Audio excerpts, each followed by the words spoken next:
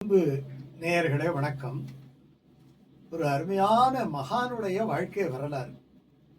நாளைக்கு கரூருக்கு பக்கத்துல நெரூர் அப்படின்னுட்டு ஒரு ஊர் இருக்கு.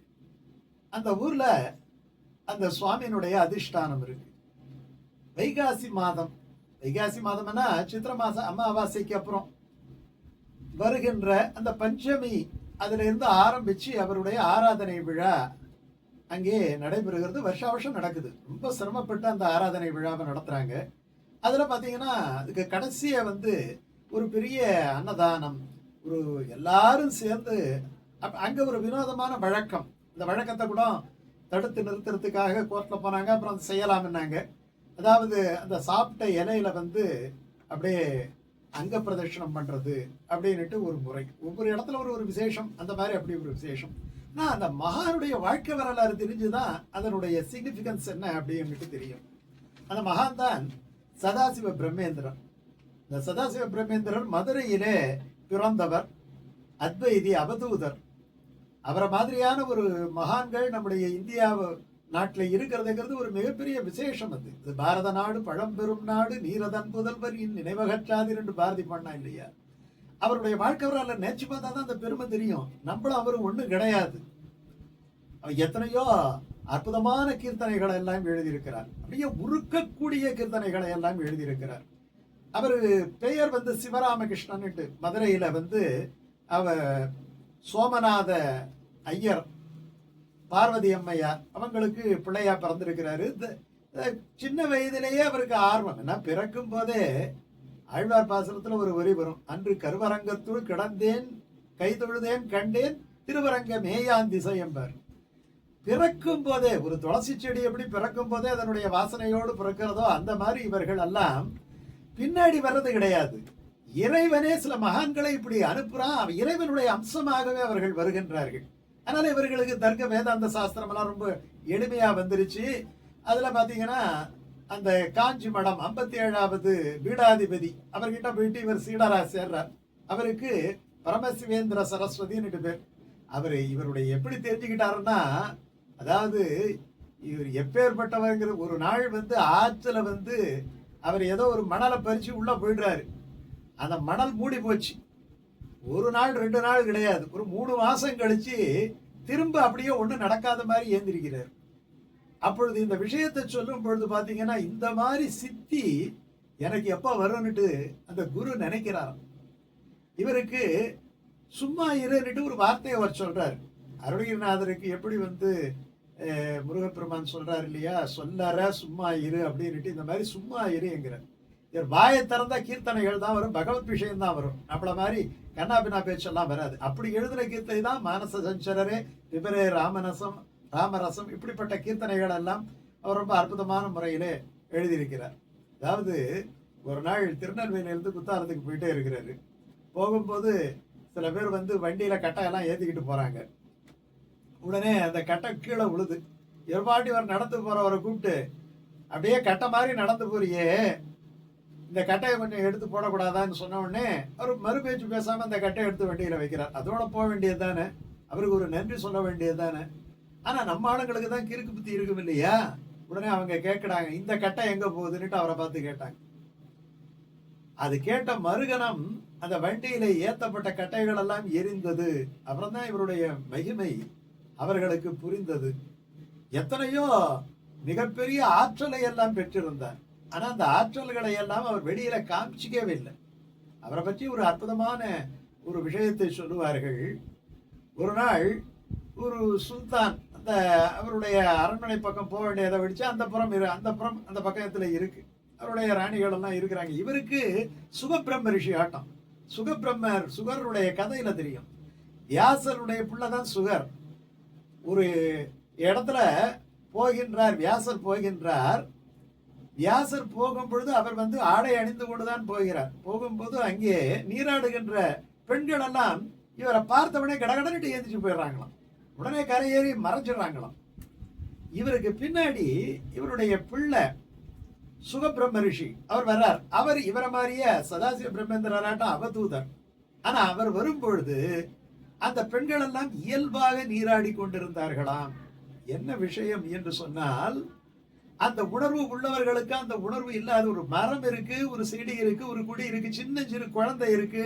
பெண்கள் ஆண் குழந்தையா இருந்தாலும் சின்ன குழந்தைக்கு இடையில அவங்க ஆடை மாற்றுவதையோ நீராடுவதையோ ஒரு விகல்பமாக கருத மாட்டார்கள். அதை போல இந்த சுக பிரம்ம ரிஷி எந்த விகல்பம் இல்லாதவர்கள், ஆண் பெண் வித்தியாசமே தெரியாதவர், எல்லாமே பிரம்மம் என்று நினைப்பவர். அதே போலத்தான் இந்த சதாசிவ பிரம்மேந்திரர் எல்லாத்தையும் பிரம்மம் என்று நினைக்கக்கூடிய அவருக்கு தானும் தன் சுற்றுச்சூழல் எதுவுமே ஞாபகத்தில் இல்லை. இது பெண்கள் இருக்கக்கூடிய இடமாச்சுன்னுட்டாலும் அவருக்கு அந்த உணர்வே இல்லை. அவர் பரபிரம்ம நிலையில இருக்கிறார். அந்த நிலையை புரிந்து கொண்டால்தான் நம்ம அதை உணர முடியும். இல்லாட்டி போனா இவரே அந்த பக்கம் போனார் அப்படின்ட்டு குறு கேள்விதான் கேட்க தோணும். அந்த பக்கம் போகும்போது இது அந்த ஆனா இவர் யாருங்கிறது அவங்களுக்கு தெரியாது இல்லையா? ஒரு பெரிய பிரம்மம் அவர் தான் நடந்து வர்றார், பிரம்மத்தை உணர்ந்தவர் வர்றார் என்கிற உணர்வு அவர்களுக்கு இருக்காது. யாரோ ஒரு ஆடவன் வருகிறாருன்னு தான் நம்ம நினைப்போம். அதுதான் நம்முடைய ஞான குறைவுன்னு சொல்றது. பகவானே வந்தாலும் கூட நமக்கு பகவானை கண்டுபிடிக்க முடியாது, அப்படிப்பட்ட ஞான குறைவு. அதனால அவர்கள் சாதாரண ஆடவன் என்று நினைத்து கொண்டு அலறி அடித்து போயின்றார். அந்த சுல்தானுக்கு அந்த செய்தி தெரியுது, போய் பிடிச்சிட்டு வாங்கிறார். இவரை கூப்பிட அவர் பார்க்காம போறார். என்ன உடனே வாளாலே அவருடைய கரத்தை வெட்டி விடுகிறார்கள் அந்த சேவகர்கள். அப்படி சாதாரண சும்மா பிளேடுக்கு இருந்தாரு நமக்கு உயிரை போயிடும் இல்லையா? ஆனா அதை பத்தியே கவலைப்படல அவர்.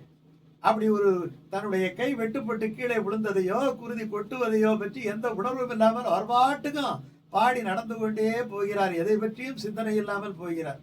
இது அவருக்கு தெரியுது. தெரிஞ்ச உடனே இவர் சாதாரணமான ஆள் அல்ல என்று நினைத்து கொண்டு பின்னாடியே அந்த காவலர்கள் எல்லாம் ஓடி அந்த வெட்டுப்பட்ட கையை எடுத்துக்கொண்டு அவரை தடுத்து நிறுத்தி, ஐயா உங்கள் கையை வெட்டியது கூட தெரியாமல் போகிறீர்களே அப்படின்னு சொன்ன உடனே அவர் பார்க்கிறார், அந்த கையை வாங்குறார், மறுபடி பொருத்திக்கிறார், அந்த கை பொருந்தி விடுகிறது. இப்படிப்பட்ட ஆச்சரியமான சம்பவங்கள் எல்லாம் அவருடைய வாழ்க்கையில நடந்தன. அவர் சொல்றார், ராம நாமத்தை எப்பொழுதுமே வாயிலே நீங்கள் சொல்லிக்கொண்டே இருங்கள், அதுதான் அமிர்தமயமானது.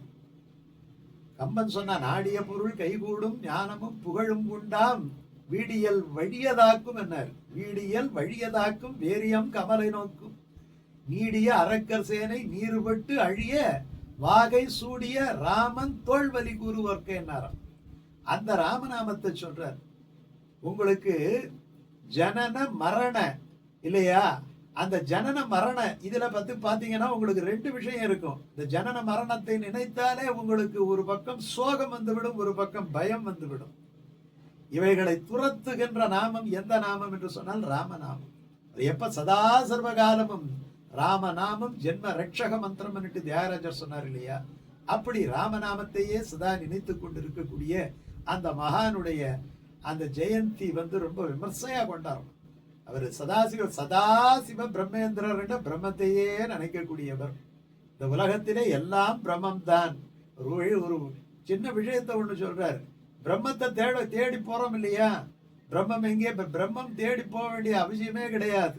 பகவான் கீதையில சொல்றான், வாசுதேவம் சர்வம் இதிச மகாத்மா சுதுர்லபாகங்கிறான். எல்லாம் பிரம்மம், சர்வம் விஷ்ணுமயம் ஜெகத் அப்படின்னுட்டு நம்ம தினசரி சொல்றோம். ஆனா சொல்றதுங்கிறது வேற, ரியலைசேஷன் அதை நினைக்கிறோமா? அதை நம்முடைய வாழ்க்கையில எல்லாமே பிரம்மஸ்வரூபமாக இருக்கிறது என்று நினைக்கின்ற நினைப்பு வந்துவிட்டால் பின்னாடி மந்திரம் சொல்ல வேண்டிய விஷயமோ இல்லாட்டி வேற எந்த ஒரு சங்கடங்களோ இல்லாட்டி போனா சடங்குகளோ நமக்கு தேவை கிடையாது. ஆனா அந்த உணர்வு வராத வரைக்கும், அந்த உணர்வு வருவதற்காகத்தான் சடங்குகள் எதற்காக செய்யப்படுகின்றன? நாம் வெற்றி அடைவதற்காக தேர்வு எழுதுகிறோம் என்ற உணர்வோடு படித்து நம்ம தேர்வு எழுதுனா பாஸ் ஆயிடுவோம். சும்மா எழுதுவோம் எழுதிக்கிட்டே இருக்க வேண்டியதுதான். அதே மாதிரி இந்த சடங்குகளுடைய தாத்பரியம், வழிபாட்டினுடைய தாத்பரியம், இறைவனுடைய தாத்பரியம், இவைகளெல்லாம் உணர்ந்து கொண்டு பக்தி செலுத்தினால் மிக எளிதாக நம்மாலே பக்தி செலுத்த முடியும். அந்த பக்தியினுடைய விளைவை நம்மாலே அனுபவிக்க முடியும். இந்த மானிட பிறவியினுடைய அந்த கொடுக்கப்பட்டதனுடைய அந்த காரணத்தை நம்மாலே புரிந்து கொள்ள முடியும். அப்படி இல்லை என்று சொன்னால் எப்படி சாப்பிடுறோமா, உண்பதும் உறங்குவதுமாகவே முடியும் தாய்மானவர். அந்த மாதிரி போயிட்டே இருக்க வேண்டியதுதான். நாளைக்கு சதாசிவ பிரம்மேந்திரனுடைய அற்புதமான ஜெயந்தி. ஒரே ஒரு நிமிஷம் அவரை நினைங்க. அவருடைய அந்த கீர்த்தனைகளை ஏதாவது ஒரு கீர்த்தனை, மானச சஞ்சரரே இருக்கு, பிபரே ராமரசம் இருக்கு, சர்வம் பிரம்மமயம் இருக்கு, எத்தனை விஷயங்கள் பாடி இருக்கிறார். ஏதாவது ஒரு கீர்த்தனை, எத்தனையோ டிவியில எல்லாம் வருது, யூடியூப்ல எல்லாம் வருது. ஒரு கீர்த்தனையை போட்டு கேளுங்க. அந்த கீர்த்தனுடைய அர்த்தத்துல மனதை நீங்கள் அப்படியே லயப்படுத்துங்கள். அவருடைய அனுகிரகம் நமக்கு பூரணமா கிடைக்கும். இப்படி ஒரு மகான்கள் எல்லாம் நாம் வாழ்ந்த பூமியில வாழ்ந்திருக்கிறார் என்பது ஒரு மிகப்பெரிய பெருமைதான். அந்த பலத்திலேயே நம்முடைய ஆன்ம முன்னேற்றம் கிடைத்து விடுமே.